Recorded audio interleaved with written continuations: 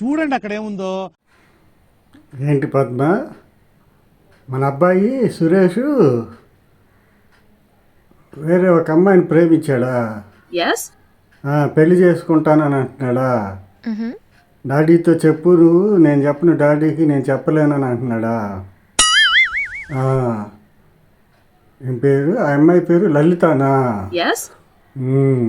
అర్థమైంది.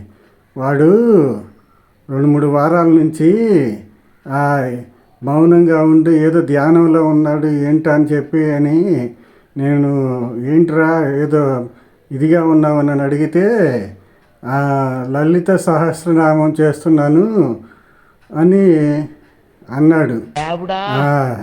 ఇప్పుడు అర్థమైంది. వాడు ఆ అమ్మాయి పేరు చెప్పిస్తూ ఉండాలిలే, దానికి గొప్పగా నాకు లలిత సహస్రనామం చేస్తున్నానని అని అన్నాడు.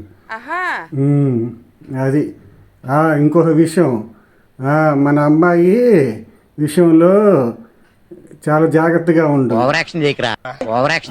చెప్పలేం కదా ఇప్పుడు. అది కూడా ఏదన్నా విష్ణు సహస్రనామంలో ఉందేమో.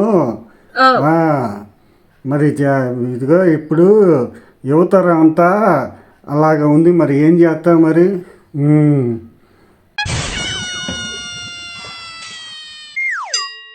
నాకు ఇంట్రెస్ట్ పోయింది.